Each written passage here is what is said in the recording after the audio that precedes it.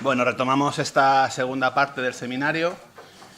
Mi nombre es Gabriel, represento al movimiento Scout Católico y, bueno, antes de hacer la presentación del ponente, agradecer este espacio en el que nos hemos incorporado hace poquito y que esperamos poder aportar y también recibir, puesto que estamos todos en el mismo barco y aquí se ha hablado de sensibilización y la educación, en este caso la educación en el tiempo libre educativo que llamamos nosotros, creemos que es fundamental como complemento a la educación formal que se da desde la enseñanza, ¿no?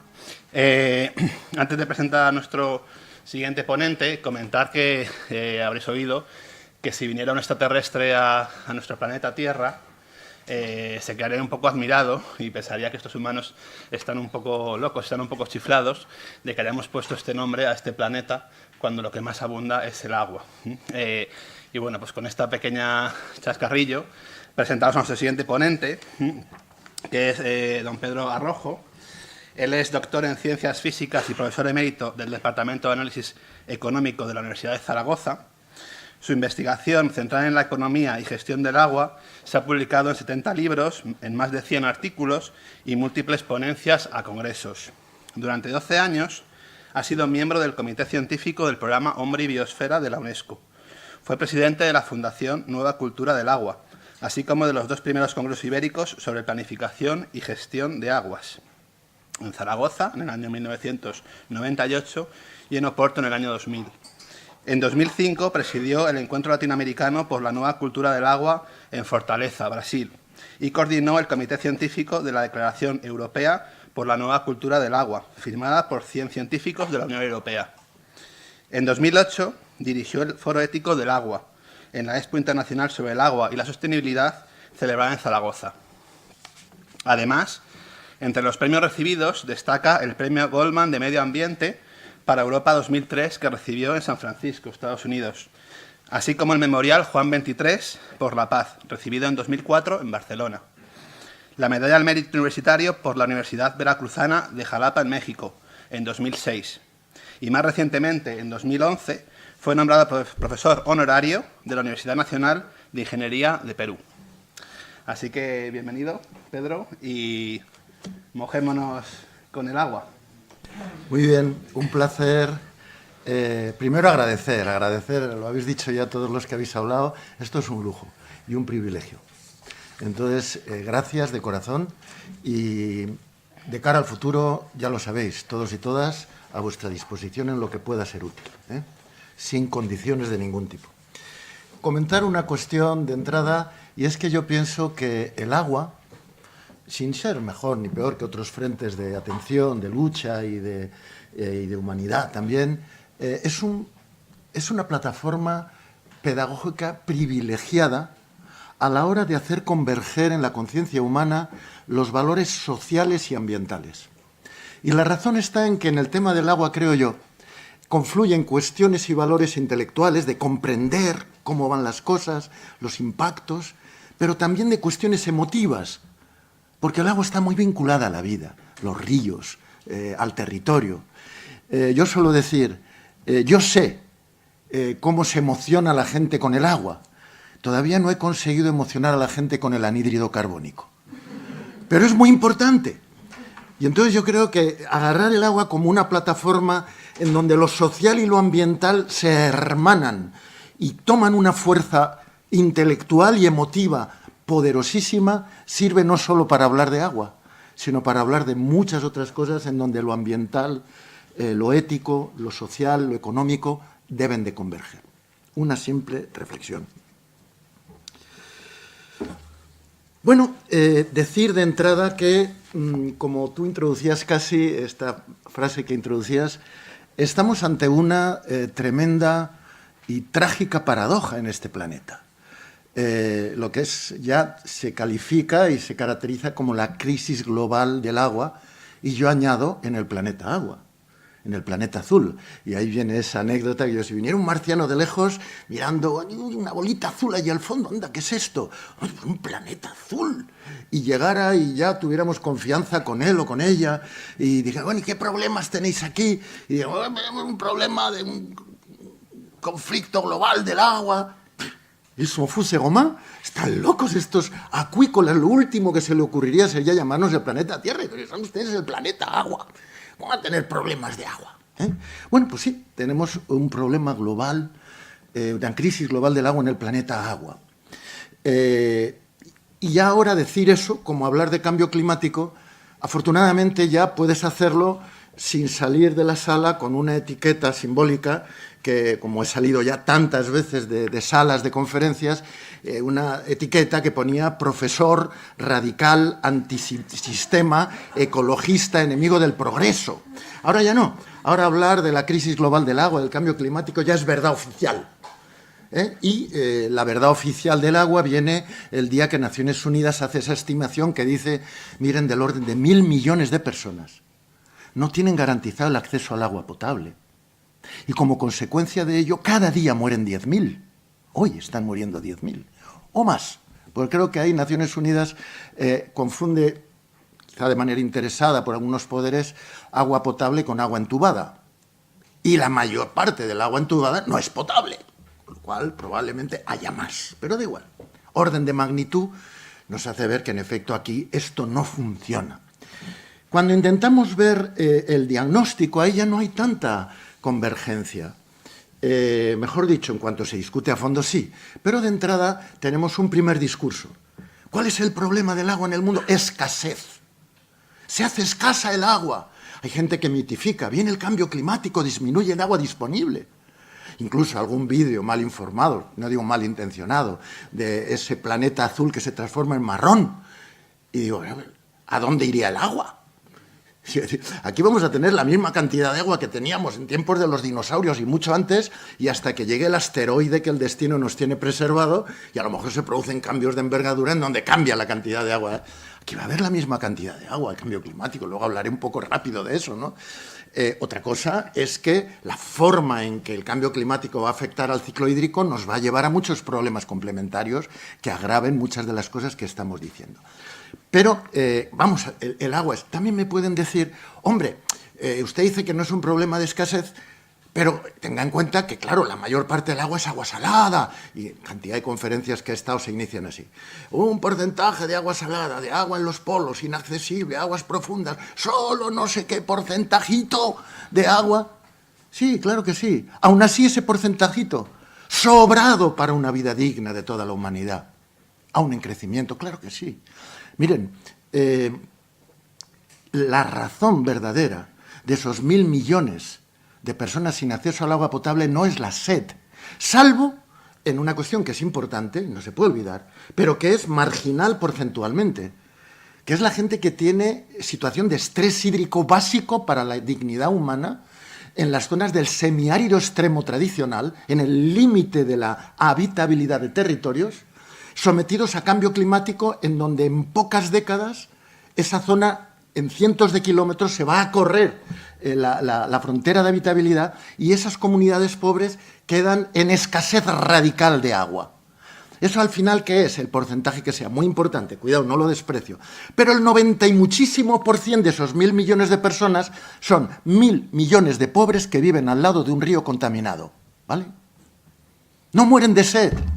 Esos 10.000 muertos diarios son niños, en su inmensa mayoría, y niñas de menos de 10 años que mueren de diarrea. Y otros muchos que no se contabilizan, que mueren mucho antes de lo previsto porque están ingiriendo sistemáticamente agua con metales pesados. Que no te hace diarrea, ni te mata mañana, ni huele mal. Te mata poco a poco y tienes 20 años menos de vida o los que sea. Por eso yo digo que las claves de esta crisis global del agua en el planeta agua son fundamentalmente 3 grandes fallas críticas.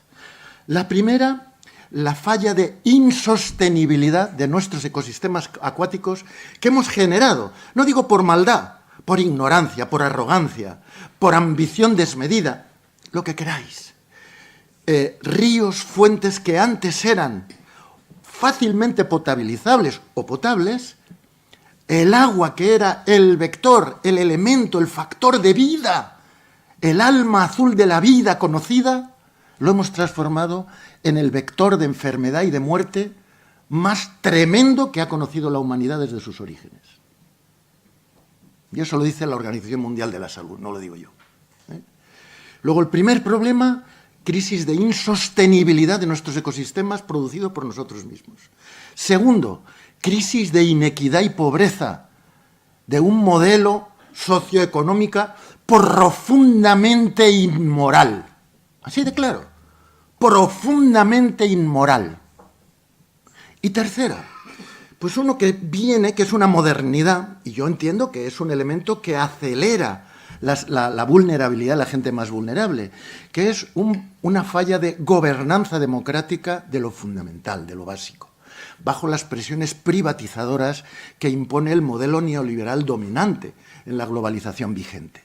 Se nos viene a decir rápido, luego lo comentaré un poquito más, se nos viene a decir, bueno, miren, de acuerdo, el agua a lo mejor no es escasa, pero el agua de calidad la estamos haciendo muy escasa. Y como es muy escasa, pero también es muy útil, imprescindible para la vida, un bien útil y escaso, los economistas tradicionales pues dicen que es un bien económico y que lo más razonable es que lo administre el mercado. Ya está. Y cuela. Yo creo que sería un grave error, es un grave error. ¿Por qué? Porque lo importante del agua no es su materialidad H2O, sino es su múltiple funcionalidad, el para qué. Y el agua, claro que tiene utilidades económico-productivas muy importantes, que se vinculan con el valor de la economía. Pero las cosas más importantes del agua, como he dicho antes, son intangibles, tienen que ver con la vida, con la dignidad individual y colectiva, con la cohesión de las comunidades, con la salud pública. Y esas cosas que Naciones Unidas le lleva en plenario de Naciones Unidas decidir, no por unanimidad, sin votos en contra, pero con 20 y tantos votos de abstención de los países ricos, de la mayor parte de los países ricos, declara en 2010 que el agua, el acceso al agua potable, el saneamiento, deben ser gestionado, entendido, comprendido como un derecho humano. Y los derechos humanos, como yo suelo decir, como el cariño verdadero, ni se compran ni se venden, pues si no los pobres no tendrían derechos humanos. Entonces, la base fundamental desde la cual yo pienso que se genera una falla que debilita a los más débiles, este proceso de gobernanza, esta falla de gobernanza. Porque fijaros que la crisis global del agua, aunque tenga otras facetas de menor clamor ético, estamos hablando de 1.000 millones de personas pobres. El que yo privatice transforma a la ciudadanía en clientela. Y si el cliente soy yo, que tengo una buena tarjeta Visa aquí en el bolsillo, pues me da igual. Voy a poder pagar lo que me digan. Pero si soy pobre, pasarme de ciudadano a cliente significa sacarme de la sociedad. Debilitar más al que es más vulnerable. Luego yo creo que eso es otra falla que debilita y acelera la crisis global del agua. El cambio climático en ese contexto no es lo que he dicho antes, no es que no haya agua, va a haber agua, pero agrava los problemas de vulnerabilidad, sobre todo los más débiles, y produce problemas al conjunto de la sociedad, en algunos casos muy graves. ¿Por qué?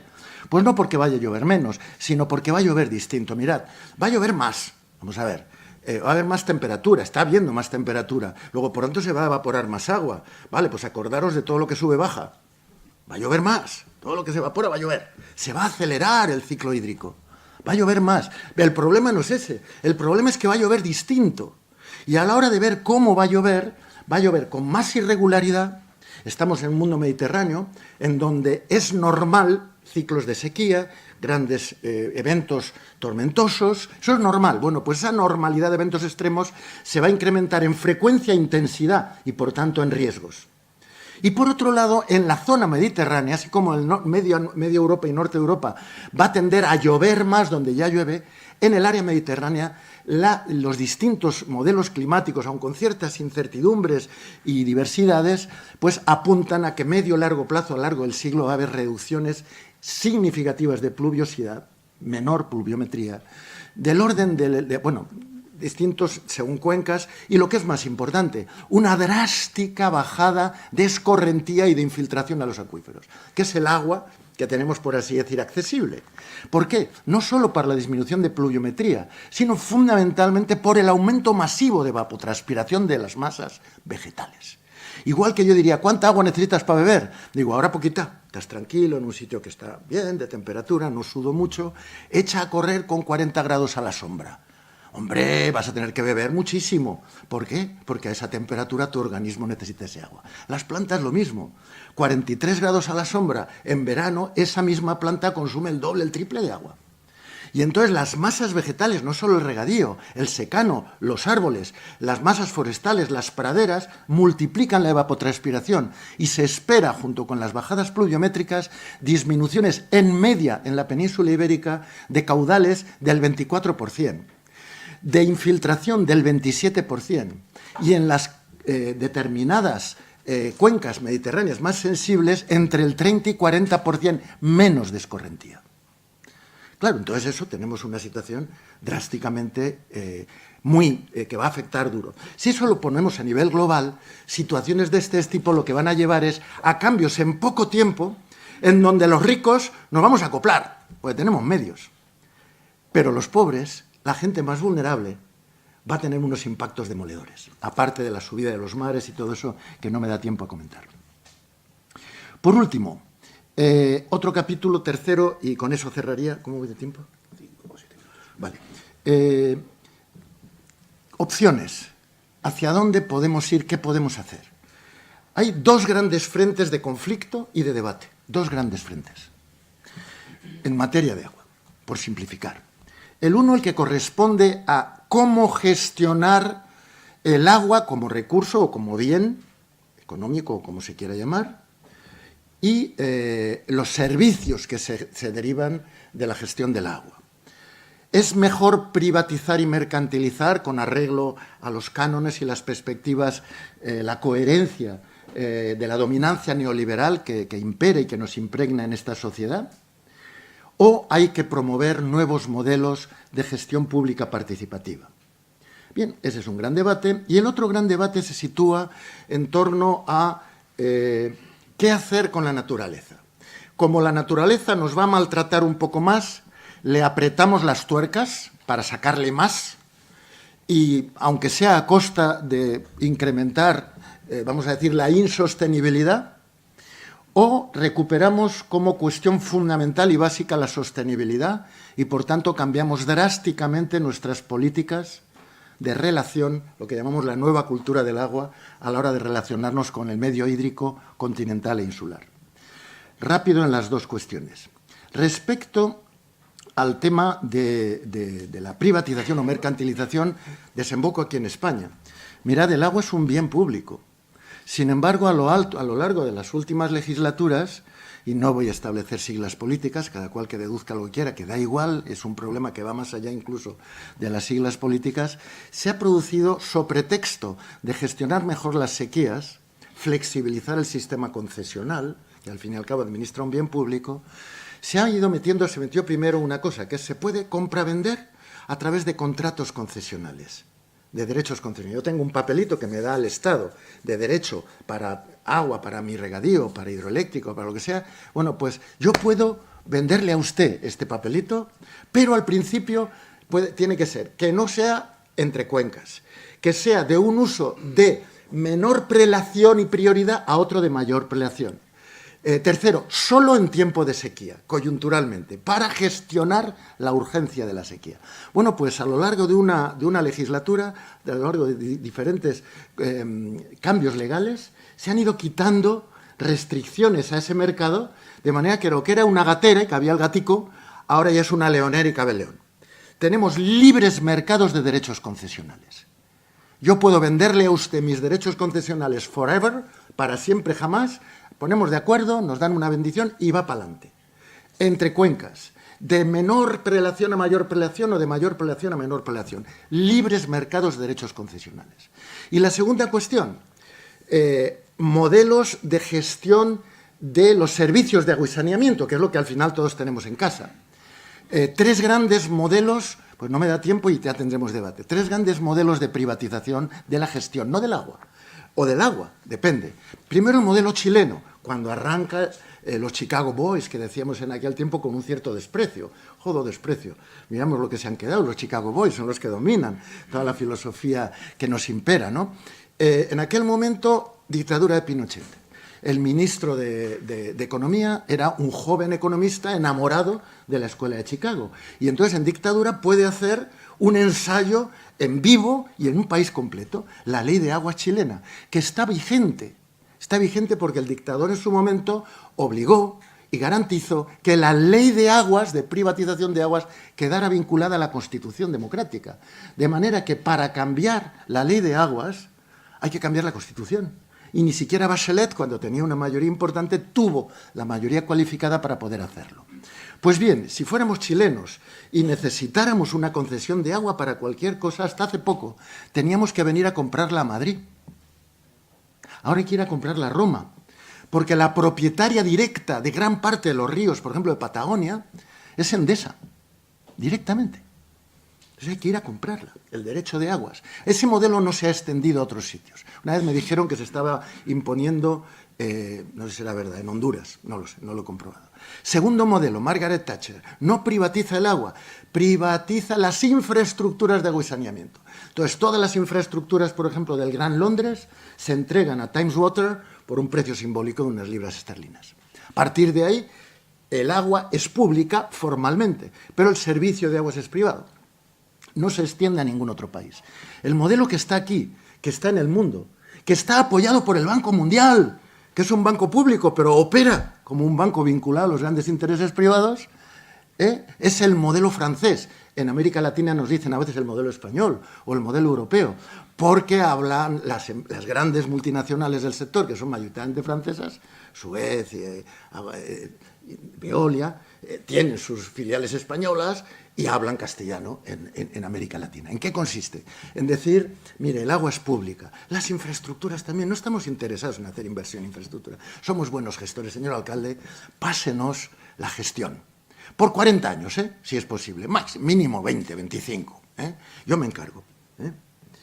Bien, eso sí, con cláusulas en donde se dice, y entonces cuando dice, bueno, pero privatización igual pierdo las elecciones, no se preocupe, hagamos una empresa mixta, un PPP, un Public-Private Partnership, partenariado público-privado, usted 51%, yo 49%, no hay problema, no problem. Ahora, si miremos las cláusulas, la quinta, la sexta cláusula está en catalán, suajili, chino, cantonés o castellano, siempre dice, en nombre del know-how y del savoir-faire, el lobby francés, ¿no? Como esto es muy complicado, señor alcalde, de mutuo acuerdo las partes acuerdan que la función de gestión de la empresa mixta corresponde al socio minoritario. Es decir, no se privatiza el negocio a través de la mayoría accionarial, sino del control de la gestión y de la información. Y por si fuera poco, 4 cláusulas más abajo se afirma las compras, contrataciones y subcontrataciones de ese bien, de esa empresa, serán hechas también por la empresa privada, sin contrato ni concurso público, a sus empresas filiales. Con lo cual, el 60% de los beneficios empresariales no emergen en el capítulo de beneficios de la empresa mixta. Están subsumidos en el sobrecoste de los costes por no salir a concurso público nada durante 40 años. Bien, con esto lo que quiero decir, esto ha entrado y lo tenemos. Entonces, la gestión privada de una cuestión pública tan importante para mí me parece muy grave. Y la última cuestión, y ya relampagueante, el tema de qué hacemos hasta ahora. Hasta ahora hemos venido haciendo el principio de dominación de la naturaleza. Y nos ha dado muchos resultados positivos, no lo niego. Dominar los ríos para ponerlos a nuestro servicio. Para todo. Para evacuar porquería, para hacer grandes presas, aunque mueran los peces, aunque muera la proteína de los pobres, que es la pesca, no es la carne, etcétera, etcétera. Era todo posible. Dominar la naturaleza con las grandes infraestructuras desde lo que los técnicos llamamos políticas de oferta. Usted pida, el Estado le da, bajo masiva subvención pública, en nombre de un pretendido interés general. Bueno, eso ha llevado a asolar nuestros ecosistemas. Al mismo tiempo que nos daba servicio, tenemos los ríos, la mayor crisis de biodiversidad del planeta está en el medio hídrico continental, sin ninguna duda. Unos impactos sociales impresionantes e invisibles. La Comisión Mundial de Presas, promovida inicialmente como idea por el Banco Mundial, al final en su informe en el 2000, presentado en Londres, decía en un apartado impresionante, decía, hemos podido estimar con exactitud cuántos metros cúbicos de agua caben en las 50 y tantas mil grandes presas que hemos hecho en el mundo en el siglo XX. Nos fue imposible, a pesar de contar con la colaboración de los gobiernos, precisar cuánta gente hemos sacado de su casa a la fuerza, inundando sus pueblos. Y al final del párrafo dice, no obstante, estimamos que entre 40 y 80 millones de personas. 40 y 80, es decir, ni idea. La invisibilidad de las víctimas, la invisibilidad de la gente más pobre. Yo digo, con eso sirva de reflexión. Estamos en cambio climático y aquí un gran debate. Debemos seguir haciendo grandes presas, grandes trasvases, destruyendo de alguna manera también ríos, o debemos de pasar a otros modelos de nueva cultura del agua. Yo me apuesto por lo segundo, pero no solo por cuestiones de sostenibilidad que ya la Unión Europea nos obliga. La Unión Europea pone como objetivo central de la directiva marco, que para mí es una directiva ejemplar en lo ambiental, es recuperar el buen estado ecológico de nuestros ecosistemas. Cuando yo digo eso, muchas veces que me dicen, señor Rojo, es que en Europa son todos los guiris de ahí arriba, están todos locos, son ecologistas. Digo, no se equivoque. De 600 y pico diputados, no sé cuántos hay verdes de los que se enorgullecen de ser ecologistas. La mayoría, inmensa mayoría, son como aquí, es gente que no está muy sensible al medio ambiente. ¿Y cómo hicieron una ley tan ecologista? Digo, mire, ojalá que fuera por principios ecologistas o por principios éticos profundos. Es economicismo pragmático anglosajón. Han entendido antes que el mundo latino la fábula de la gallina de los huevos de oro. A la gallina les importa un carajo, pero les encantan los huevos de oro que pone cada mañana. Y han entendido que vale la pena cuidar a la gallina, que cortar un bosque a matarrasa es un buen negocio para la empresa que se lleva la madera a corto plazo, pero es una catástrofe no solo ecológica y social, es una catástrofe económica a medio y largo plazo para el territorio, para el pueblo que vive allá. Pues bien, arruinar un río, contaminarlo, sobreexplotar un acuífero, es un buen negocio a corto plazo para el usuario, pero es una catástrofe económica y social para el futuro inmediato y de medio y largo plazo. Bien, esa es la gran lógica. Yo creo que, por tanto, hay que colocarse en esa lógica y termino ya con dos frases. Yo pienso que hay que abordar una transición hídrica y energética, esta tarde tenemos la energía, desde la coherencia de principios éticos de sostenibilidad, soberanía alimentaria y energética, justicia ambiental y democracia participativa. Antes he avanzado un poquito en esa línea. Y en esa coherencia creo que nos debemos de mover. Nada más. Muchas gracias, Pedro, por la intervención. Interesante. Abrimos, como antes, el turno de coloquio-debate entre todos. Tenemos lo mismo que antes, también una hora aproximadamente para dedicarle al agua. Así que los que quieran intervenir, que me levanten la mano y me hacen el favor.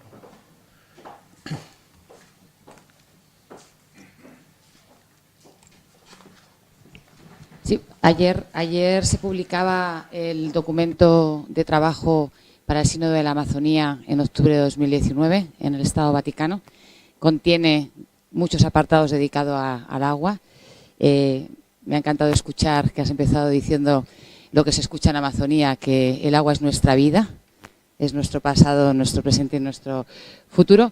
También os recomiendo la lectura del informe que presentaba el año pasado en septiembre en Ginebra, la Nunciatura del Estado Vaticano en Ginebra sobre el derecho humano al agua y el posicionamiento de la Iglesia Católica al respecto, donde también participamos desde la red eclesial panamazónica con 2 casos de violación de derecho humano al agua. Y yo traigo, porque sé que luego profundizaréis en el tema del agua aquí en el Estado y en la Unión Europea, yo recojo el título del apartado con el que participamos en ese informe a Naciones Unidas, que decían presentamos 2 casos, uno del mayor afluente del río Amazonas, que está en Brasil, y otro del norte de Perú, de Yurimaguas, y el título era al lado de grandes ríos y sin poder disfrutar de su agua. Entonces traigo esa problemática que es la de la contaminación de las aguas de la Amazonía. Yo no sé si es verdad o no, porque yo soy jurista y no tengo ni idea de estas cosas de ciencias, pero allá en la Amazonía se dice que cada vez que bebemos un vaso de agua en Europa, una quinta parte del vaso que bebemos en Europa procede del río Amazonas. Yo no sé si esto es cierto o no es cierto, pero esa quinta parte está contaminada de mercurio. está contaminada de petróleo. Está contaminada de lo que se le echa a la soja para que crezca transgénicamente y lo más rápido posible. Entonces yo traigo esa realidad de allá, el lugar probablemente donde haya más agua del mundo, agua líquida, y que ese agua, las personas que viven allá están teniendo que pedirle a sus gobiernos que les lleven camiones con agua y no pueden beber no solo de sus ríos, sino de sus recodos de la lluvia, porque por ejemplo en Ecuador la lluvia que les cae, que es de donde siempre han recogido el agua para poder beberla, está llena de restos de plomo que proceden del petróleo, ¿no? Entonces, bueno, esa realidad la traigo aquí para todos vosotros. Gracias. ¿Por allí? Sí. No sé si había alguien más.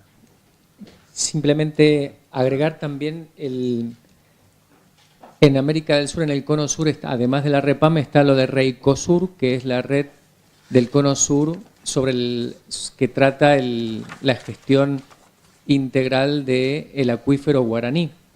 Y no lo mencionaste, pero seguro podés aportar bastante en términos de la contaminación del agua subterránea, que hoy por hoy es la fuente principal de agua en muchas regiones, y sobre todo la amenaza que hay en términos de las industrias todavía presentes, petroleras y de gas. En general estos acuíferos están sobre una piedra que debajo contiene gas no convencional y bueno, la presión que hay sobre la explotación. Respecto al cambio climático y el ciclo hídrico, en general hay un consenso de que quizás la cantidad de agua a precipitar se va a mantener, aunque haya calentamiento, pero sí es cierto que lo que cambia es la distribución de esa precipitación.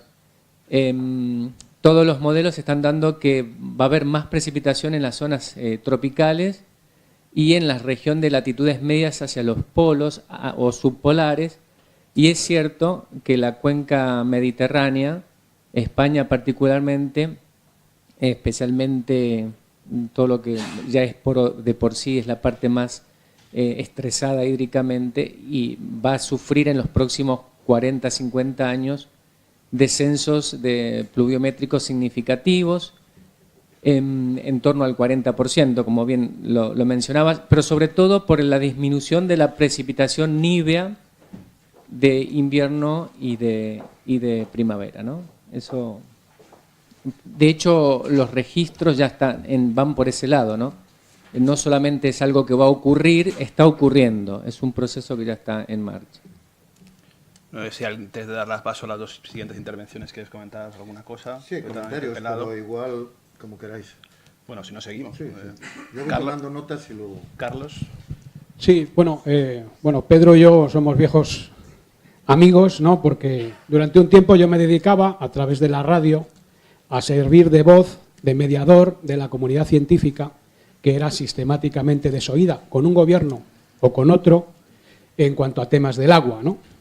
Y lo que me interesaría conocer, porque bueno, la época famosa del Plan Hidroilógico Nacional, ¿no? No lo he dicho mal, lo he dicho como hay que decirlo, el Plan Hidroilógico, una gran cantidad de embalses justificados principalmente para regadíos, cuando luego en el Plan Nacional de Regadíos, por ejemplo, pues no se recogía ese incremento de regadíos, era simplemente la obra por la obra y otro tipo de intereses que había detrás. Falacias como que se cogía el agua de donde supuestamente sobraba a donde faltaba, etcétera. ¿Cómo está ahora la situación en el país, en España, en estos momentos? Seguimos con la... Le toca a Enrique Luch. Bueno, yo quería introducir un tema que ha introducido antes Ángel y que creo que enlaza totalmente con lo que estamos hablando, ¿no? Que es la falta de cultura del bien común. Es decir, no estamos educando a nuestros chavales, no estamos educando a nuestros economistas, no estamos educando sobre la gestión del bien común.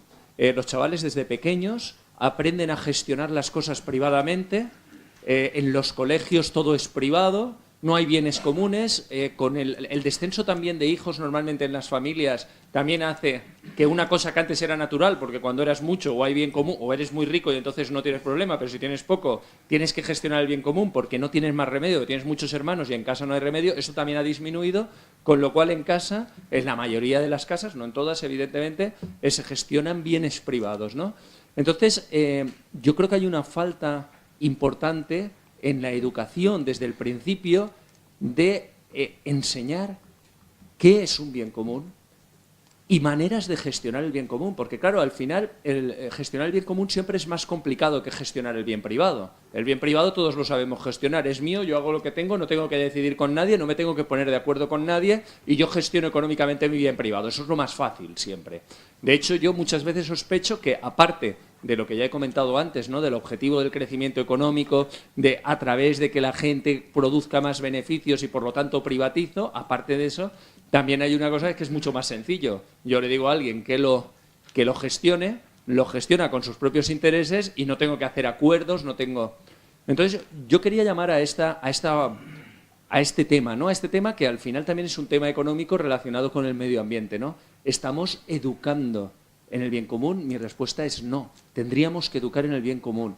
Tendríamos que en los colegios, nosotros tenemos un programa que estamos empezando con ello, Educación en Valores Económicos Solidarios en el Aula, para que en los colegios también se eduque en la gestión del bien común, se aprendan metodologías, de manera que cuando uno sea mayor vea que hay bienes que son de todos y que por lo tanto tenemos que buscar acuerdos para que nos beneficien a todos, ¿no? Entonces yo creo que esto es algo que también tenemos que tener en cuenta porque nos olvidamos con mucha frecuencia y cada vez más la gente, los jóvenes, las personas saben menos y están menos acostumbrados a gestionar un bien común, a saber lo que es y a saber y aprender a gestionarlo. No han aprendido nunca, no han tenido nunca experiencias de gestionar un bien que es de todos, ¿no? Y yo creo que eso es una cuestión importante, que es económica, ecológica, porque al final todo está relacionado, que tendríamos que tener en cuenta. Antes de pasar la palabra a Isabel, creo que Pedro va... Sí, hago una primera ronda en donde... Bien, en el tema que has comentado, Amazonía, testimonio que va en efecto en sintonía con lo que yo también conozco. En Amazonía, en donde se podría decir hay excedentes de agua y excedentes de bosque, y en el mar hay excedente de agua, y en la atmósfera hay excedente de aire. Esa cosa de que hay excedente es como si me dice, yo tengo exceso de salud. No, hombre, no tengo salud y me permiten, puedo sacar sangre y darla, pero no porque me sobre, sino porque puedo repartir algo y no rompo mi salud, no rompo mi sostenibilidad. Entonces, no le sobra agua a un río, podemos sacarle agua, pero cuidado, no lo vayamos a quebrar. Podemos sacar madera de un bosque, pero cuidado, no vayamos a quebrar la salud, etcétera, etcétera. Entonces, en Amazonía no sobra agua, ni sobra bosque, y hay gente, no es una zona desierta. Fijaros, no solo el petróleo, la minería industrial y no industrial, que contamina masivamente el agua de metales pesados. Y como el metal pesado no te da cagalera, te mata poco a poco, pues entonces no se nota tanto, ¿no? Y el otro gran desastre, la Amazonía está muriendo por embolia, por colapso de sus vías fluviales. En nombre de la matriz hidroeléctrica como dominante, cuidado que la hidroelectricidad tiene la ventaja de no produce anhídrido carbónico, pero colapsa la vida de los ríos. Luego, por tanto, lo mismo, podemos colapsar cierto algo, pero con cuidadín, porque detrás está la pesca como proteína de los pobres, no lo olvidéis. Los pobres, no, su proteína no es fundamentalmente la carne, es la pesca, en el interior y en la costa. Bueno, pues la Amazonía está quebrándose, la pesca de la Amazonía, porque se están tapando con megapresas que al ser muy llano el territorio inundan kilómetros, cientos de kilómetros cuadrados, miles de kilómetros cuadrados, arrasando con población y no población, destruyendo y colapsando los flujos de nutrientes, los flujos de pesca, como el salmón. No solo el salmón sube a desovar arriba, todos los peces de cierto porte suelen ir a desovar arriba. Cuando tú metes una presa desaparece. La anguila, el salmón y otro montón de especies que hay, el tambaquí, el no sé qué, en Amazonía, y eso significa matar de hambre a la gente. comunidades indígenas que viven justamente de la pesca. Ese es otro elemento fundamental. De manera que, en efecto, atención. Y lo de que bebemos de la Amazonía, hombre, en rigor no, ese agua va al mar y en el mar se evapora y vuelve a llover en todas partes. No es eso, y no nos va a llegar el plomo porque solo evapora el agua. Entonces no va por ahí. Pero bueno, la trascendencia de eso no se mide en decir sobra agua en el Amazonas, ni sobra bosque, ni madera en el Amazonas. El tema de los acuíferos, muy importante. Bueno, el Guaraní es un enorme acuífero y yo siempre de los acuíferos digo una cosa: ojos que no ven, corazón que no siente y cabeza que no piensa. Como no lo veo, pues entonces contamino, sobreexploto. Ahí abajo hay un mar que da igual, que está bien, que puedo hacer lo que me da la gana. Pues no. Y ya estamos en el momento en que esos enormes, los principales embalses del mundo, no sé si lo saben, pero multiplicando por orden de magnitud, son los acuíferos. No sé quién los hizo, Dios, supongo, quien sea. Pero ahí están nuestros principales embalses y los ignoramos. O bien para sobreexplotarlos o bien para ignorarlos, porque no lo conocemos bien o por lo que sea. Entonces, el acuífero guaraní es muy importante.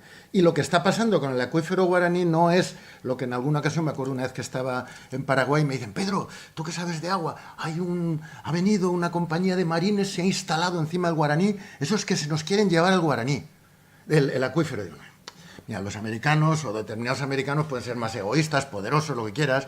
Algunos son malos, la mayoría son buenos, como todo el resto del mundo, pero tontos no son. En Massachusetts llueve agua gratis, ¿vale? O sea, llevarse un metro cúbico de agua del Guaraní hasta Estados Unidos vale $10. No son tan tontos que les llueve gratis allí también, pueden gestionar el agua. Ahora sí, lo que no quieran contaminar en España o en Estados Unidos o en Alemania, en sus ríos o en sus acuíferos, lo van a empezar en una economía globalizada a contaminar aquí. Porque aquí no hay esas leyes, porque si las hay no se vigilan o por lo que sea. Y entonces los elementos fundamentales son de contaminación. Con las papeleras que no pueden estar en Galicia, pero pueden estar en Uruguay, con tal, etcétera, etcétera, ¿no? O esta que contaminaba en Sabiñánigo, ¿verdad? Con el lindano, mataba a españoles o de tal, bueno, pues ahora mata a chinos, que no se quejan. Entonces está produciendo en China lo que nosotros dijimos que no se podía producir aquí. Por ahí va el asunto. El tema de la nieve es importante, pero no tanto por cantidad, sino porque el paquete Nival es un paquete de regulación, es otro embalse gratuito que tenemos ahí arriba y que suelta el agua en verano, cuando nos interesa recogerla para regar. Entonces, si nos aparece el paquete Nival, se nos acaba de ir una gran presa que teníamos en las cabeceras, ¿no? Embalses sí, embalses no, el gran debate. Mirad, el debate es muy largo y no me da tiempo a extenderme, pero este debate lo estamos haciendo en el Parlamento. Yo he promovido una de las comisiones de agua y cambio climático y todos los 30 expertos que han venido, todos los que han hablado de este tema, incluidos los de la Administración con la boca pequeña porque interesaba decir otra cosa, pero eran técnicos y han dicho pues las cosas como son. Que es lo que yo digo siempre. Miren, estamos en el país, las presas no son ni malas ni buenas, los aeropuertos no son ni malos ni buenos, son útiles, más o menos inútiles. Hay que mirar dónde y cómo y tener en cuenta que tiene ventajas y tiene impactos. Hacerlo bien, simplemente. Pues lo mismo, presas, trasvases, lo mismo. Yo no estoy en contra. Ahora bien, estamos en el país del mundo con más infraestructura hidráulica por habitante kilómetro cuadrado. No lo digo como malo, mucho bueno, también cosas malas, y otras ni buenas ni malas, ya veríamos. El que más del mundo. Es una economía madura hidráulicamente. Todas las economías, aunque no sepáis mucho de economía, muchos que sí, siempre hay un fenómeno. Cuando tú desarrollas una política hay un fenómeno de beneficios marginales decrecientes y costes marginales crecientes. Es decir, el primer esfuerzo es muy eficiente, produce mucho beneficio y tiene poco coste porque vas al cogollo de lo mejor. Sacas agua del río y en lo más cerquita tienes un terreno buenísimo, es buenísimo de cultivar y poquísimo coste, un azud y un canalico, ya está. Luego te tienes que ir más lejos y ya la tierra es peor y el coste de llevarlo mayor. Bueno, pues van bajando los beneficios marginales, van subiendo los costes marginales. En economía, simplificando, decimos, cuando llegas al corte, una vez que pasas de ahí son más los costes que los beneficios. Luego estás haciendo el tonto. Vale, pues en España hemos pasado ese punto de corte hace ya varias décadas. En Estados Unidos también. Estados Unidos en los 80 se hacen los análisis económicos y se dice lo que era rentable a principios de siglo de grandes presas, por razones ambientales, pero también por razones económicas, ya no vale la pena. Y ya no es la política fundamental desde los 80. Nosotros estamos todavía discutiendo el tema. Luego, entonces, por ahí, cambio climático, os lo digo. Si hacemos más presas para resolver la siguiente sequía, esto es como regalarle un monedero a un pobre. El pobre ya tiene monedero, lo que quiere es dinero. Es como tener un problema económico en casa y dice, pues voy a resolverlo, voy a abrirme más cuentas corrientes. Bueno, tendré más cuentas corrientes, pero no más dinero. Pues tendremos más embalses vacíos en la siguiente sequía. Y es que además va a venir menos agua, un 20, un 30, un 40% menos. Estamos locos. Yo no estoy en contra de nuevas presas. Estoy en contra de aeropuertos sin aviones, de autopistas sin coches y de presas y trasvases sin agua. Simplemente. Y los trasvases son inútiles para las sequías de futuro. Porque las sequías no son locales, y esto nos lo han dicho todos los expertos en el Parlamento, son regionales. Y cuando entra en estrés hídrico el Segura, entra el Júcar, entra la cabecera del Guadiana, la cabecera del Tajo, el Ebro y el Llobregat. Y entonces no puede haber trasvases. Eso, el plan hidrológico que se aprobó en tiempos de Aznar lo decía en el anexo sexto, me parece que era. Pero no lo lee nadie. Ni se dice luego en el debate político. Decía, el 20% de los años cuando haya sequía no se podrá trasvasar agua. Bueno, cuando tú dices eso en otros días, entonces ¿para qué queremos el trasvase? Bueno, pues lo mismo que ha pasado este año con el trasvase del Tajo. No podía funcionar, porque el Tajo estaba en ruina absoluta. Entonces, quiero decir, yo en eso, más allá no es un problema de dogma ecologista, es un problema de racionalidad, incluyendo la ecología y la racionalidad económica. Seguimos con las intervenciones, Isabel. Bueno, yo creo que parte de lo que yo iba a preguntar ya me lo has contestado.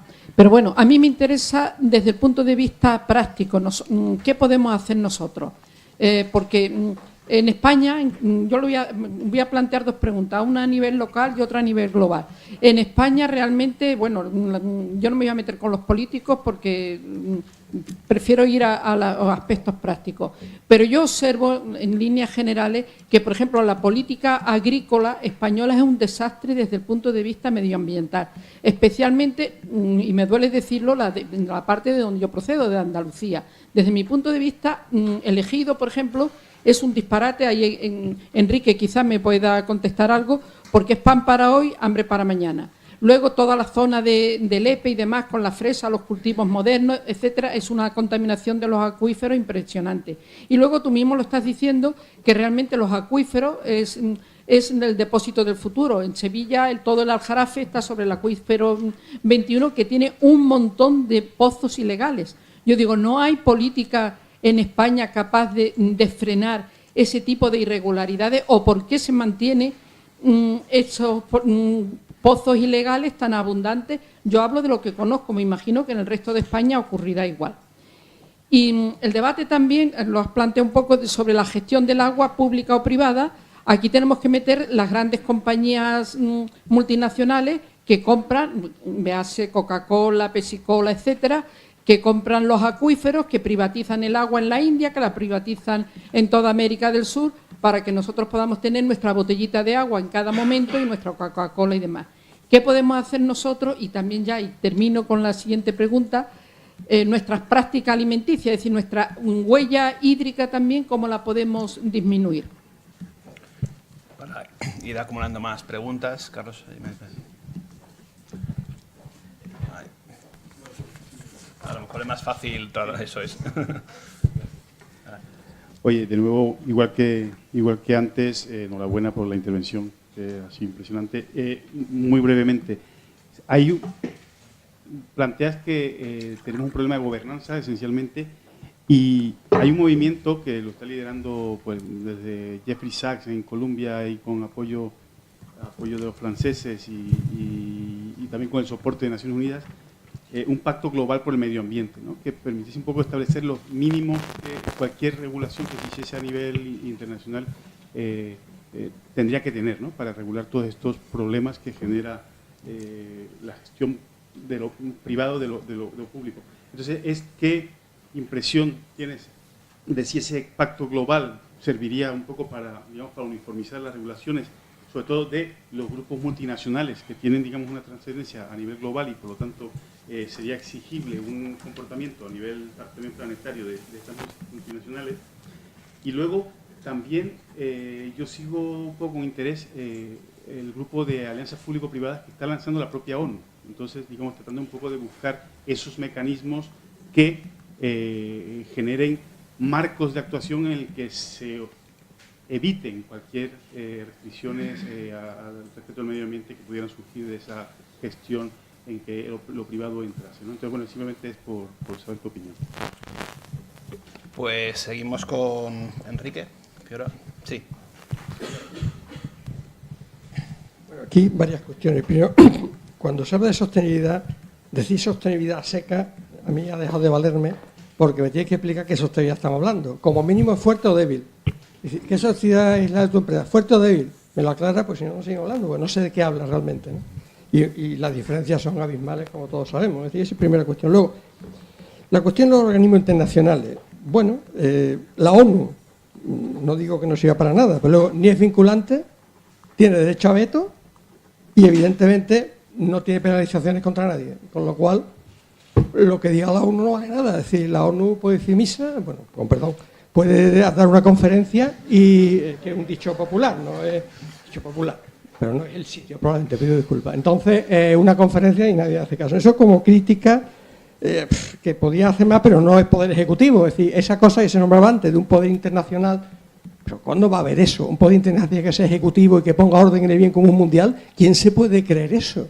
Es decir, eso no se lo cree nadie, no va a ocurrir nunca. Ahora, ¿qué pasa? Pues que, hombre, que es muy bueno que la Iglesia, que tiene 2.000 millones, tiene muchos feligreses fijos y los periféricos, pues resulta que sí tiene mucho peso, que denuncie continuamente como se está haciendo, que no se calle el Papa y que no se calle nadie por debajo del Papa y que todos los que somos creyentes y practicantes y creemos en esto lo digamos donde haga falta. Y lo dice el Papa, cuidado, que no lo dice. A ver, yo creo que eso es muy importante. ¿Eso va a servir? No lo sé, pero está claro que hay que decirlo. Y lo más importante, que la gente que sea católica, que la gente que lea al Papa y diga que es católica, actúe en consecuencia. Que no me diga que es que, hombre, no, es que mi empresa es otra cosa. Es que, hombre, el partido me ha dicho, oye, yo es que tengo que vivir en la vida real. Bueno, vale, de acuerdo, yo entiendo que la gente tiene que comer. Hay una cuestión que se dice sensibilización en los colegios. Eso está muy bien, pero cuando ese chico o esa chica llega a la empresa y la empresa dice, chicos, que esto es lo que tienes que hacer, ¿eh? Y si no, a la calle, que tengo 17 más por la mierda del sueldo que te doy. A ver, por mucho que sensibilicemos, o cambiamos las relaciones de producción, que lo decía un filósofo que no nombro, relaciones de producción, vamos a ver, es que si es la única solución para transformar la sociedad es cambiar las relaciones de producción, lo dijeron en 1865 y todavía hemos esperado soluciones. Es decir, hombre, vamos a ver, o cambiamos las relaciones de producción, ahora, ¿cómo se cambia eso? No tengo ni idea, ¿eh?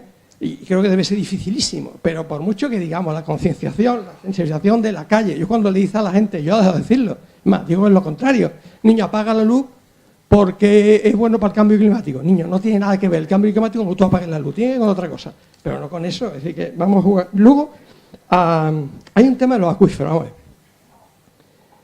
Un dato, los cambios tecnológicos. Yo creo que los cambios tecnológicos son deseables, que la ciencia debe crear pensamiento y la tecnología satisfacer necesidades. Es fundamental.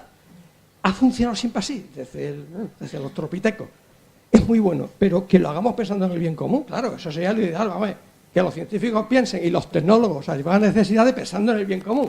La cosa deja mucho que desear. Un ejemplo. Los coches eléctricos. Que venga el coche eléctrico, que venga el coche eléctrico, que bueno para el cambio climático, no sé qué, no sé cuánto. Un dato, los coches actuales, los que tenemos no son eléctricos, tienen 30 kilos de cobre en el coche. El coche eléctrico tiene 120 kilos de cobre. ¿De dónde va a salir el cobre? Pues va a salir el cobre de las minas de cobre. Y las minas de cobre son de muchos tipos y las hay en muchos sitios. Evidentemente no es lo mismo, no quiero poner el nombre de minas de cobre, en Andalucía, que yo creo que tienen bastante ética y por todo está la Junta de Andalucía mirando con 1000 ojos a ver lo que hacen, que una mina de cobre en no sé qué país que tampoco quiero nombrar. Nada que ver, cuidado.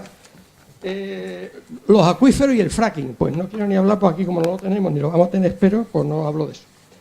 El otro tema que se ha dicho por ahí, bueno, yo la privatización del agua en ningún caso, por ningún sitio, y las cláusulas del 49-51% hay que revisarlas. El agua no puede ser privatizarse y a ser posible ni el servicio. Es decir, vamos a un bien público y vamos a hacerlo con los medios propios, que ya habrá alguien que sea honesto y listo. Resulta que los únicos honestos y listos están en la empresa privada. ¿Qué pasa? ¿Que no hay gente funcionaria lista y honesta?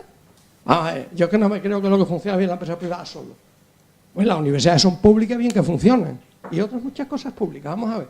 Y no digo que todo lo público no sea honesto, no estoy diciendo eso, ni de lejos. Luego, con respecto al gasto de agua, que decía Isabel, y tiene razón. Vamos, en Andalucía, el 80% y pico del gasto de agua en Andalucía es la agricultura, que es de locos. Claro, vamos a ver, es que hay que regularizarlo, y en el escenario de cambio climático, que lo vamos a pasar muy mal, el escenario de Andalucía, oficial de la Junta de Andalucía, es horroroso para lo que viene, pues habrá que pensarlo, lo de los pozos y todas las cosas. Se cierran muchos pozos. La Corona Norte de Doñana, la Junta de Andalucía, la Consejería de Medio Ambiente, ha liado un follón horroroso cerrando pozos, porque aquello era un huerto por vallar, claramente, ¿no?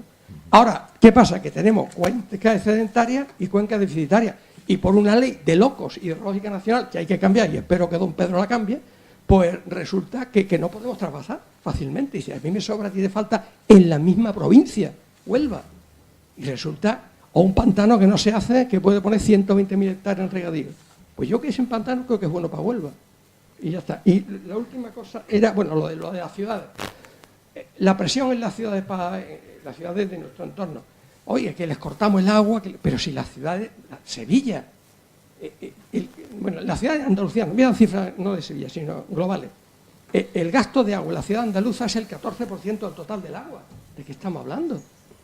De que ahora la presión viene a las ciudades, nos van a agobiar cortando el agua, no, la vemos, es una cosa, pero sí el 14%, el 9% industrial y el resto agrícola, los que ponen orden en la agricultura, con el cambio que haga falta, eso es fundamental. Digo, problemas locales que estamos hablando, los globales ya lo sabemos, va a haber sitios del planeta que no va a llover nada con el cambio climático, por el cambio de distribución de las lluvias, no tanto la cantidad posiblemente, en algunos sí también, pero sobre todo la distribución, y evidentemente los cambios tecnológicos, que queremos tener móviles, el coche eléctrico, la tablet, el otro. ¿Por qué no preguntamos dónde vienen los materiales que se hacen esas cosas? ¿Por qué no educamos a los niños en esa dirección? Hijo, no podemos cambiar de móvil porque en no sé qué país hace falta no sé qué cosa que están poniendo a los niños y además te está fomentando la guerra, que además le estamos vendiendo nosotros las armas. Hombre, vamos a ver. Yo creo que hay mucha cara dura, por otro lado, y mucho sinvergüenza, y luego a los organismos internacionales, hombre, por favor, que hagamos organismos internacionales que velen por el bien común, sean ejecutivos y se dejen de veto y se dejen de tonterías como estamos viviendo, incluido el Acuerdo de París. Gracias, Enrique. Gracias, Enrique. Antes de seguir con Víctor y alguno más que me ha pedido la palabra, creo que Pedro quería contestar algunas preguntas que se han lanzado. Y ahora A ver, seguimos. sí. ¿Qué hacer? Bueno, pues en efecto hay ahora un gran debate en el Congreso. Ahora ha habido la interrupción, espero seguirlo, como conclusión de esta subcomisión de agua y cambio climático. Yo estoy redactando una propuesta, pero ya veremos en lo que queda. Creo que esa propuesta va a salir adelante y fundamentalmente es qué hacer. Entonces, lo primero, para mí lo primero, es entender el diagnóstico.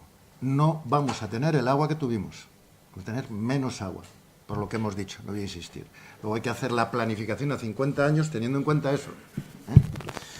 Segundo, y por tanto, hay que, como dice la Unión Europea, nos exige, aunque no lo queremos entender desde las administraciones, porque esto que voy a decir ahora no da votos, no hay que hacer fundamentalmente políticas de oferta, sino de gestión de la demanda. Hay que reconocer los límites de lo que tenemos y de lo que vamos a tener y no repartir expectativas. Todas las cuencas mediterráneas, y está reconocido por la Administración, cuando han venido a testificar sus testimonios, están sobreasignadas. Es decir, hay más derechos concesionales brindados por el Estado que capacidades sostenibles de los ríos y de los acuíferos. Y además está la ilegalidad de 1 millón, se estima, de pozos ilegales. Dicen, no se sabe. Bueno, no se sabe porque no se quiere. No se sabe porque no se quiere, porque la teledetección permite saber al milímetro dónde tienes un pozo y cuánta agua le estás sacando, más o menos. No se sabe porque no se quiere, porque eso no da votos, eso quita votos. Igual que hablar de gestión de la demanda. Yo recuerdo, es una anécdota tonta, pero aquí viene al caso. Estaba hablando, era el tiempo del Plan Hidrológico Nacional, y yo no era conferenciante, tenía Narbona ahí delante en la Universidad de Santander. ¿eh? Y entonces empecé a hablar, hombre, el gobierno está haciendo cosas interesantes, pero tiene que atreverse a hacer gestión de la demanda, a reconocer los límites y hacer gestión de la demanda. Yo veía que la Narbona hacía así, como diciendo, qué cabrón, sí, hombre, sí. ¿Y quién gana las siguientes elecciones? Yo lo estaba viendo, y entonces al final se me ocurrió. En aquel momento yo hablaba en parábolas, porque la gente se enfada tanto que hay que hablar en parábolas, pero la gente se enfada un poquito menos. Y entonces le digo, veo a la ministra que cabecea, y la estoy comprendiendo. Porque claro, que nadie se enfade entre los creyentes. Cuando Jesucristo hacía políticas de oferta y decía, ¿qué quieren ustedes? ¿Más peces? Ahí van peces. ¿Qué quieren? ¿Panes? Ahí van panes. ¿Qué quieren? Vino y del mejor. Las políticas de oferta fue una popularidad tremenda. Se lleva a haber elecciones por mayoría absoluta. Pero cuando empezó a hacer gestión de la demanda y dijo, hermanos, eso es pecado, eso no se debe hacer, hay que controlarse, no se puede hacer aquello. Entonces lo crucificamos. Bueno, pues eso es lo que pasa. Hacer gestión de la demanda y decir, no da más, la vaca no da más, y usted es ilegal y le voy a tener que cerrar el pozo con dolor de corazón, porque si no nos mata a todos, eso no da votos por ahora. Necesitamos más educación social o más escarmiento en la escasez creada, ¿no? Para poder asumir realmente los retos que se está imponiendo, pero que la Unión Europea nos lo dice, gestión de la demanda y, por tanto, adecuación de la planificación hidrológica a lo que vamos a tener. Estamos en la planificación que tenemos 600.000 nuevas hectáreas de regadío prometidas. Toma ya. En Doñana, en el otro lado, en Aragón, en casi todos sitios, y donde no se declara, se hace. Claro, eso es un suicidio. 1 millón de pozos ilegales estimados. Los acuíferos son los pulmones hídricos de la naturaleza. Son mucho más grandes que nuestros embalses, pero es el pulmón hídrico. Si nosotros enfermamos el pulmón, cuando llegue la sequía, estamos muertos. Luego, primer reto, poco a poco, pero con firmeza, con un pacto de Estado, acabar con la sobreexplotación de los acuíferos, que es ilegal, pero es que exigir la ley quita votos. Bueno, pues no, hagamos un pacto de Estado y hagámoslo. El tema del regadío, la urbanización lo mismo, seguimos haciendo planes urbanísticos expansivos en donde nadie se preocupa del modelo de urbanismo. Hay modelos de urbanismo ahorradores que consumen la 1/5 parte de agua o que multiplica por 10 el agua. Si hacemos una economía de césped, campo de golf y piscinita en mitad de las zonas más secas, aprendamos de Lanzarote, que consume la 10ª parte de agua que la isla de al lado, por turista y por habitante, etcétera, etcétera. Y por último, nuevas tecnologías con prudencia. Las nuevas tecnologías lo que nos permiten, con membrana semipermeable fundamentalmente, es a unos precios que van bajando, que se han colocado ya en precios de competitividad, desalar agua de mar, desalobrar, regenerar y reutilizar, en línea de costa sobre todo. Pero claro, en línea de costa donde se producen los mayores estreses, donde hay las mayores demandas, de manera que en zonas de interior se pueden quedar aguas de interior y línea de costa, donde además se puede pagar. Empezar a tomar estas medidas que además son mucho más flexibles. Una desaladora te permite reaccionar en tiempo de sequía, véase Mallorca, véase Lanzarote, donde no llueve. Lo único que hay es que enlazar esa desalación, y ya se está haciendo, con energías solares y energía eólica, para tener un cierto cierre de autosuficiencia territorial. Pero lo que no se puede seguir es pensando en crecer como forma de ser más feliz. Yo no quiero crecer más, sino caber por la puerta. Hay que empezar a tener la educación de que crecer más no es ser más feliz. En Zaragoza recuerdo una vez el alcalde, seremos 1 millón de habitantes. Digo, ¿y qué? ¿Seremos más felices o más infelices? Entonces, quiero decir, ese cambio de mentalidad hay que hacerlo. Has hablado de Giro, el Fresa, no entro más. El tema de la privatización de fuentes de calidad. En efecto, esto es una cantidad pequeña. Casi todas, yo agradezco mucho que sea agua de boca, agua de eso, pues agua muy buena. Y dejamos de hacer ese mito. Miramos la botellita, todas son Coca-Cola, Hermanos Pascual, Nestlé y poco más. Una forma de privatizar lo esencial para la vida.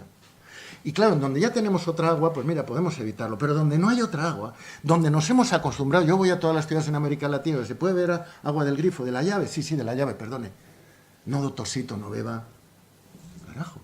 Y no, eso en Europa se puede. No. Esto no es un problema de Europa. Todo país, aun el más pobre, puede tener agua potable en la red. Necesita ser prioridad política. Los griegos, los portugueses o los españoles, cuando éramos más pobres que México, teníamos agua potable, porque si no el alcalde va a la cárcel. Es prioridad antes que hacer otra carretera, otro aeropuerto, comprar otro avión de guerra o no de guerra, agua potable en el grifo, de alta calidad. Es un problema de prioridad política y eso lo tiene que exigir la gente. Si lo exige la gente, se hará. Luego, entonces, no puede ser. Y no puede ser que en medio mundo tengamos unas redes que pierden el 50 al 60% del agua. Porque ojos que no ven, corazón que no piensa y cabeza que no piensa, perdón. Entonces, lo que ocurre es que eso no da votos. Pero bueno, 60% de agua de pérdidas, ¿qué significa? Lo que dicen en México, tandeo para ahorrar agua. ¿Tandeo qué significa? Que quito la presión de la red en todo un tramo y pierdo el 60% menos de agua. Claro, entonces ahorro agua. Pero ¿qué pasa con una red en tandeo? Que es una red, por definición, no potable. Imposible. Porque si se sale cuando hay presión, cuando tú quitas la presión, hay intrusión contaminante. Y me da igual que luego metes un chute de cloro. Es agua no potable.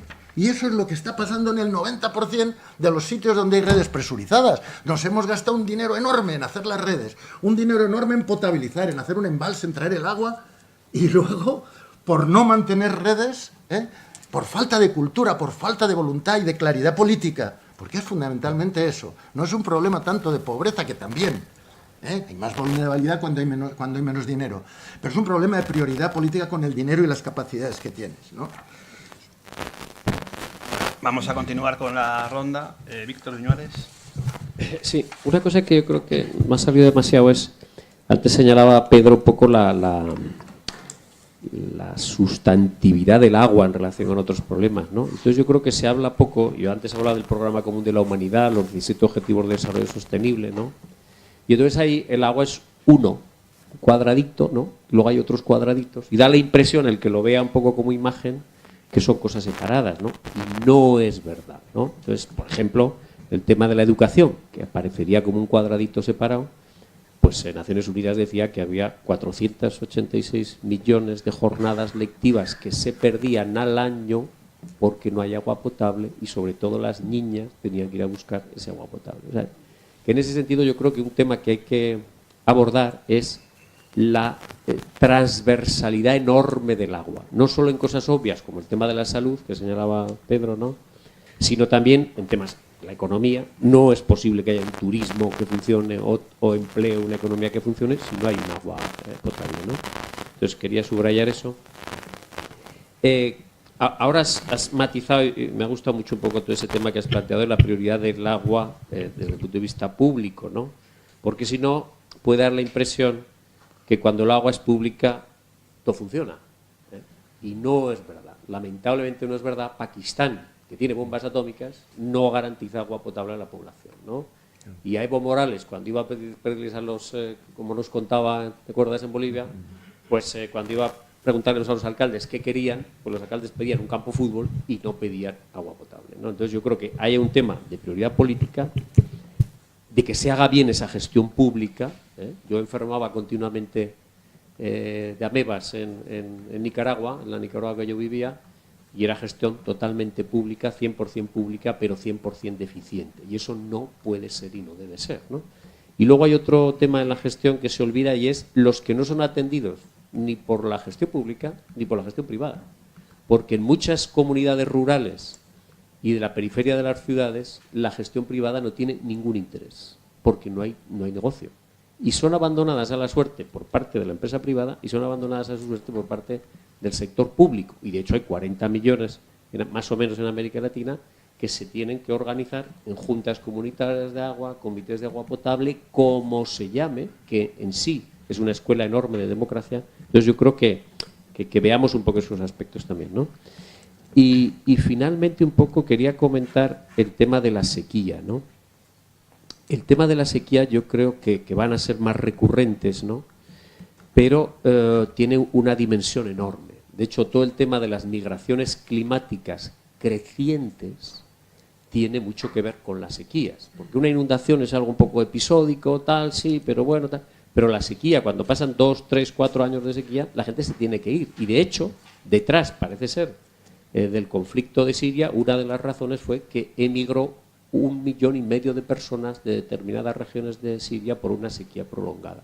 Entonces yo creo que ese tema, que además tiene un efecto, una onda expansiva enorme, no hay que ver sino todas las últimas elecciones en los países de Europa o el último gobierno de Italia que dice voy a expulsar a esos 200.000 emigrantes que me vienen y que me están quitando el pan y la sal. Es decir, todos esos muros que estamos levantando tienen que ver con el mecanismo defensivo de que no vengan estos, ¿no? Y estos se mueven fundamentalmente por razones de sequía. Entonces yo creo que ese es un tema súper importante, ¿no? Y no solo en los países más desprotegidos, sino también en los nuestros. Las sequías en nuestro país también generan conflictos entre territorios, los vemos, lo sabemos, y conflictos entre actores, agricultores contra los de la ciudad, ganaderos contra no sé qué. Entonces yo creo que hay que desarrollar una activa política de cultura de paz, de cultura de diálogo, de cultura de acuerdos, porque se negocia mal y se acuerda mal cuando la sequía, por así decirlo y paradójicamente, nos lleva, estamos sin agua durante mucho tiempo. Entonces, porque estamos muy nerviosos, muy tensos y funciona mal.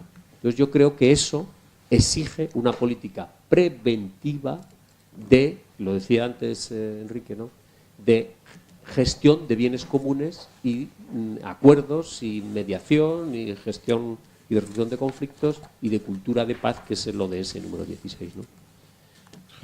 Se va a pasar el micrófono para el compañero. Sí. Bueno, nada. Yo solamente porque creo que lo mencionó ya alguien, ¿no? A mí me parece importante, también me da por momentos la impresión de que estoy en otro planeta, porque yo creo que sobrevuela este debate una cosa muy importante, que es que no nos damos cuenta, pero poco a poco la importancia de los servicios públicos se va, yo creo que intencionadamente, desvirtuando. Sin embargo, hoy aquí se habla de que hay que recuperar el control público del agua, pero si piensan ustedes en qué pasa pues, con la distribución eléctrica, con la distribución de gas, con los servicios médicos o la educación, pequeñísimo y breve, en una pequeñísima y breve reflexión, estaríamos hablando de lo mismo. Entonces, yo creo que cuando antes me refería a que creo en la regulación y creo en la intervención de las administraciones públicas en estas cuestiones, es porque creo que tienen que tener capacidad suficiente para hacerle frente a algo que sobrevuela cualquier asunto de estos, que es el mercado, el negocio, la competencia, etc. Y por lo tanto creo que eso es más importante de lo que parece, que a veces parece un discurso, decía usted, del siglo pasado, se refería más cuando hablaba, ¿no? Quiero decir yo, se refería más. Pues al final es cierto que es así. Y creo que tienen que ser ustedes conscientes de que las administraciones públicas, yo estuve en la local ejerciendo tareas ejecutivas, tenemos muchas dificultades a veces para defendernos de, en fin, los intereses de otros agentes, ¿no? Porque la ciudadanía tiene que poner en valor lo que representa un servicio público. Porque nosotros hemos dado por hecho, decía el conferenciante, que cuando tú abres un grifo sale agua limpia. Y lo hemos... Vamos, yo lo he conocido así, nunca he conocido otra situación diferente. Cada vez a lo mejor es más difícil y seguramente dentro de algunos años lo será más todavía. Pero eso tiene mucho que ver con el control que tienen las administraciones públicas respecto a la empresa privada, al interés del mercado, etcétera, etcétera.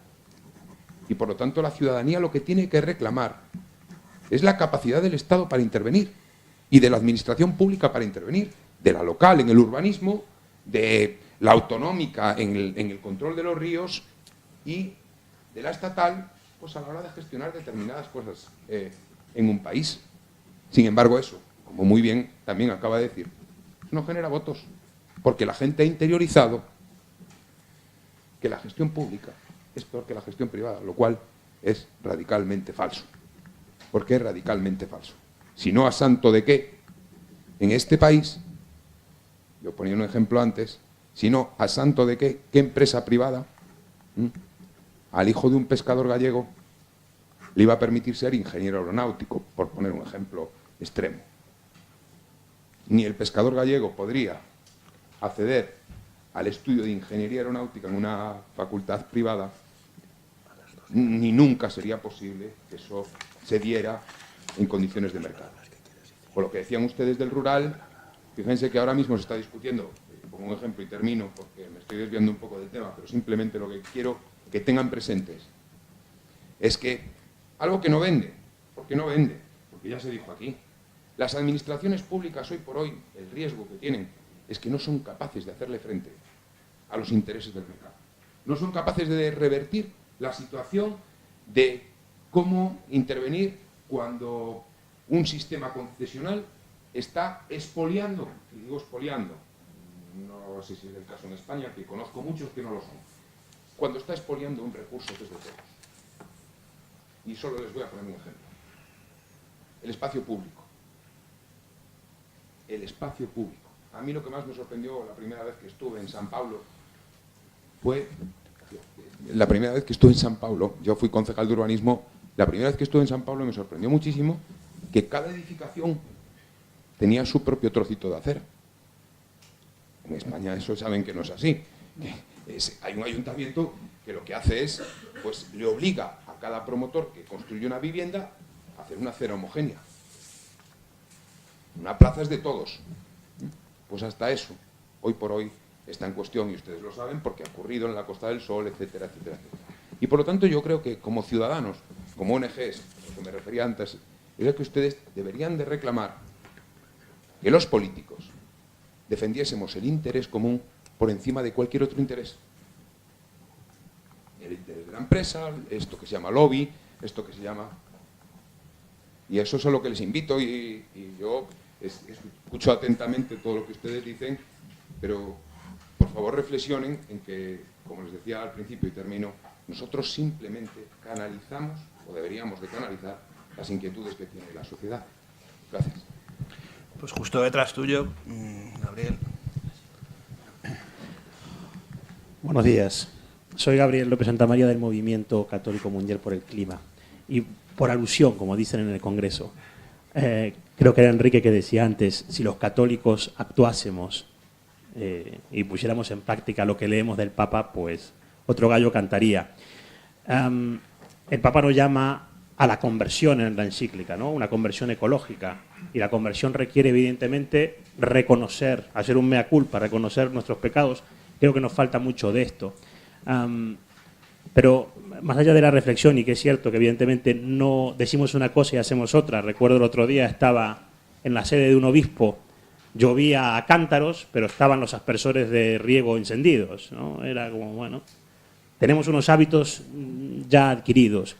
Y la pregunta es, o la pregunta que quisiera plantear es, evidentemente estos hábitos que tenemos, Francisco dice que todo acto de consumo es un acto moral, pero estos hábitos que tenemos nuestras generaciones, pues ya los tenemos adquiridos y es muy difícil cambiar determinados hábitos de comportamiento. ¿No sería hora de empezar a trabajar desde la educación de las generaciones más nuevas en estos temas? O sea, ¿no es más importante hoy este tema que las guerras púnicas, por decir algo? He hecho en falta la parte educativa, ¿no? Porque la parte legislativa y demás, bueno, está ahí. Y lo otro, con referencia a todo algo que también se tocó, que es el acuífero guaraní.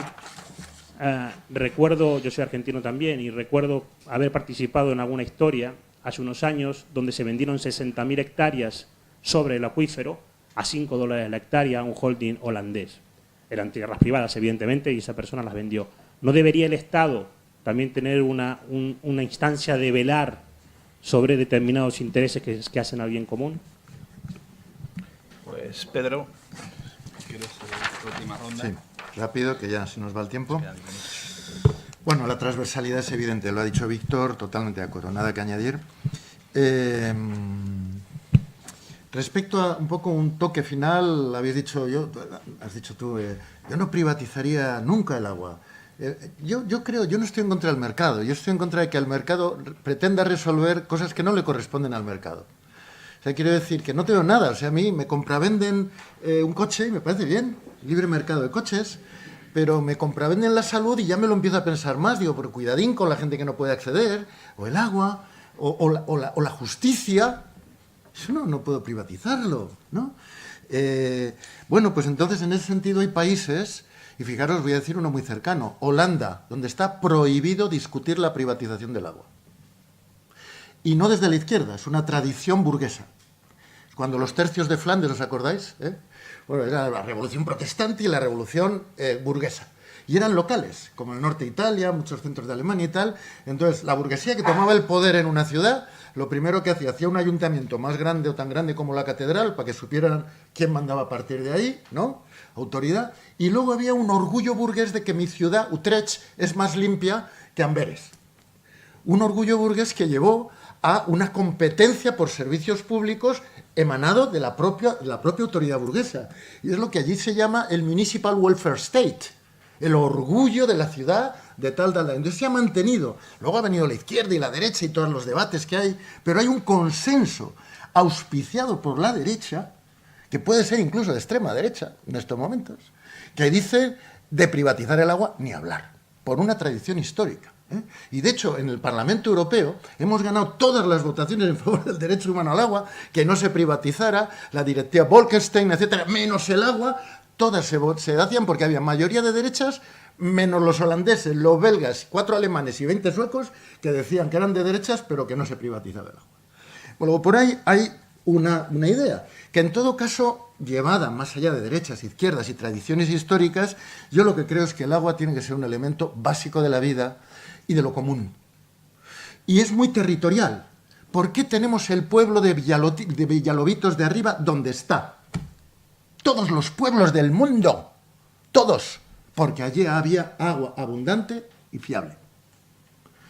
Luego, por tanto, el agua y el servicio de agua hacen muy bien en la Constitución española que sea competencia municipal y obligación municipal. El problema es que en la globalización hemos empezado a tener fuentes de contaminación que se escapan del término municipal, que se escapan del territorio, y ahí es donde se requiere de una intervención más amplia de control. Pero yo creo que la obligación, la responsabilidad, no solo del alcalde, responsabilidad colectiva, comunitaria, y cuando son ciudades más complejas, pues desde una responsabilidad compartida pública, debe de ser de gestión pública, pero no de gestión pública tradicional, porque puede ser tan burocrática, tan autoritaria, tan oscura y tan putrefacta como cualquier otra, sino nuevos modelos de gestión pública participativa. Mira, si queréis tener un ejemplo sencillo de una gran ciudad, hoy miráis en la red y si sabéis hablar francés, tendréis más información de cómo se gestiona el agua de París que de cómo se gestiona el agua de vuestra ciudad. Vengáis de donde vengáis. Está en la internet. Han hecho un esfuerzo, han hecho gestión pública, pero no pública, participativa. Y tú sabes dónde va tu dinero, y dónde va y dónde no. Habrá gente que se interese y otros que no. Pero la ventana está abierta a la sociedad. Ese no es una competencia empresarial, es un servicio público de interés general fuera de la competencia de mercado, pero a través de la competencia de la información libre, transparente, el benchmarking, competencia a través de la transparencia. Si la ciudad de al lado es más barato y hay menos averías y tal, ¿por qué? ¿Qué estás haciendo mal, señor alcalde? Presión. Esa es la clave. Por ahí creo que van las cosas. Y a nivel mundial, en donde lo comunitario sigue siendo fundamental, el papel de la mujer es fundamental, más todavía. Porque la mujer es la que, por derivas de género, es la que se supone que se encarga de la salud, se supone que encarga. Donde ha habido problemas de agua y han salido las mujeres a protestar, siempre se ha ganado, siempre. Porque la autoridad moral que saca a la mujer a la calle, reivindicando la salud de su familia, reivindicando el control de lo básico, es demoledora, es tremendamente, bueno, demoledora no, al contrario, muy constructiva, ¿no? Luego por ahí hay inspiraciones muy positivas y tal. Sequía y escaseces coyunturales y migraciones. Bueno, las migraciones pueden ser por sequías o por sequía prolongada, indefinida, lo que he dicho antes del semiárido. Hay zonas que en efecto o se interviene para darle habitabilidad con soporte. Puede vivir en Tinduf si le llevas el agua de fuera, si no, no se puede vivir en Tinduf. Habrá o no que vivir en Tinduf, pero si se quiere, bueno. Las sequías. Normalmente eso se combina con una cuestión, y es que generalmente las sequías, el agua está en muchos casos apropiada por los más poderosos. De manera que entonces cuando llega la sequía no hay agua, pero no hay agua para la gente pobre. El regadío a lo mejor sí que tiene agua más abajo, pero tiene reservados los derechos. Lo digo porque hay casos y casos. Y hay otros casos que, en efecto, la sequía quiebra la economía general de la zona y se producen migraciones. Entonces, eso es un territorio, una cuestión muy local que hay que estudiar en cada lugar, pero hay muchas veces que la sequía no justifica. O sea, si tú has respetado el acuífero, tendrás agua en sequía. Si no lo has respetado, el que no tiene se tendrá que ir. Y el que tiene siempre tendrá. Entonces, de acuerdo, pero con esa matización. Y, desde luego, el tema, una cosa que quiero, no lo ha dicho nadie, pero yo lo digo porque lo oigo muy frecuentemente. ¿El agua serán las guerras del futuro? No lo creo. En general, no. Por lo que digo. Porque nadie... iremos a Irak y bombardearemos y hacemos una guerra allí por el petróleo. Sí. Por el agua no iremos. No haremos una guerra por eso. Ahora, en territorios, el agua es un elemento tan territorial, tan vinculado a lo emocional y a la supervivencia básica, que se emplea como arma de guerra. No se hace una guerra por el agua, se usa el agua en la guerra. Igual que se envenenaban los pozos. ¿Y dónde se está haciendo? Pues, hombre, en Palestina. El agua es un elemento de chantaje y de control territorial y de control de la población bajo amenaza, porque es muy efectivo. Los israelíes podrían negociar el agua con los palestinos y habría, para vivir dignamente, de sobras. Pero no interesa, están en guerra, están en chantaje bélico. Y entonces se mantiene sojuzgado. O, por ejemplo, en el conflicto con el pueblo kurdo, se está usando el agua como un elemento de sacar a la gente de la población. Porque la población en el territorio respalda a la guerrilla del PKK o yo qué sé. Entonces hay que sacarla, pues hacen determinados grandes embalses y se saca a la población y se usa el agua como un elemento de migración, de uso de arma política y de agua. Pero en general yo creo que no, que es un elemento que emblematiza como el territorio. ¿Haremos una guerra por una colina de la madre patria? ¿Alguien se lo cree? Pues hemos hecho muchas guerras de esas. Pero era el argumento, era la razón de verdad. Anda ya. Era el pretexto perfecto. La madre patria, no sé qué, esa colina de la madre patria, a matar franceses, a matar portugueses o portugueses españoles, me da igual. Era el pretexto. Entonces, ¿el agua se usa como elemento de bandera de guerra? Sí, como el territorio. Pero argumento de verdad, yo creo que menos de lo que se dice. Perdonad. Yo creo que, en efecto, lo que he dicho antes, el elemento clave de la gestión pública no es gestión pública versus gestión privada. Es nuevos modelos de gestión pública participativa. Yo digo una cosa que os lo va a resumir muy rápido, que lo dice, es un lema del movimiento italiano per l'acqua pública. El movimiento Acqua Pública, que es muy transversal, con sectores importantes de la Iglesia y los sindicatos, que ganaron un referéndum con cerca de 30 millones de votos para prohibir la privatización. Tienen un lema que dicen: se escribe agua, se lee democracia. Muy acertado, muy acertado. No vale gestión pública. Tiene que ser transparente, participativa, una ventana transparente absoluta. Sí, ya está. Decías, ¿cada vez será más difícil el agua buena? No necesariamente. En Europa cada vez va a ser más fácil el agua buena en el grifo. Porque hay una ley obligatoria, que es que hay que recuperar el buen estado ecológico de nuestros ecosistemas. Y aquí ligo las dos cosas que dije al principio. El derecho humano no es solo un problema social o sociopolítico, es un problema de recuperar la sostenibilidad de nuestros ecosistemas. El problema de no tener acceso al agua potable es una cuestión moderna. La población mundial ha estado 100% conectada a una red de agua y saneamiento viable. ¿Cuál era esa red? La red natural. ¿Dónde se han colocado los seres humanos a vivir? Al lado de un río, que les ha servido agua prepotable. Bueno, habrá habido contaminaciones, pero en general es la modernidad la que ha roto la sostenibilidad de los ecosistemas y se hace más difícil tener agua bebible. Por eso yo digo, no habrá derecho humano efectivo de manera general en el mundo mientras no consigamos vincular lo social y lo ambiental. Recuperar el buen estado ecológico de nuestras redes de ecosistemas naturales es clave para tener acceso a aguas prepotables, aguas fáciles de potabilizar y, por tanto, aguas baratas y accesibles cercanas. En Europa lo estamos consiguiendo. Hoy los ríos en España, por obligación legal, están mejorando su calidad. Y donde antes no podías beber, dentro de poco vas a poder beber y vas a poder potabilizar por la mitad de dinero. Eso es así. Lo estamos consiguiendo. Hay que también darnos la enhorabuena por eso. Y esto se puede replicar en otras partes, se tiene que replicar. No conseguiremos el derecho humano al agua generalizado si no lo vinculamos a la sostenibilidad de nuestra naturaleza hídrica.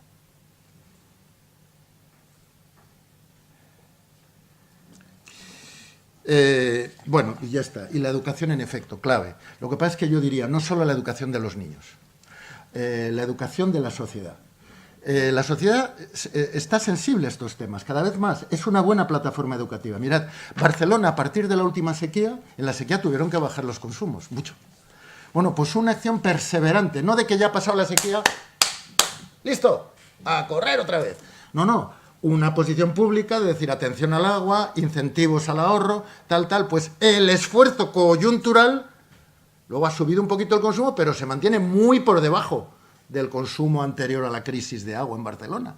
Y los de Barcelona no son ni más listos que los de Madrid, ni más tontos, ni los de Zaragoza. Y en las ciudades estamos consiguiendo disminuir nuestro consumo a base también de mejorar las redes, y donde antes se decía en Zaragoza que íbamos a tener a estas alturas un consumo de 120 y estábamos en 80 o en 70, pues ahora estamos no en 120, en un 10% menos de lo que estábamos hace una década. Podemos conseguirlo.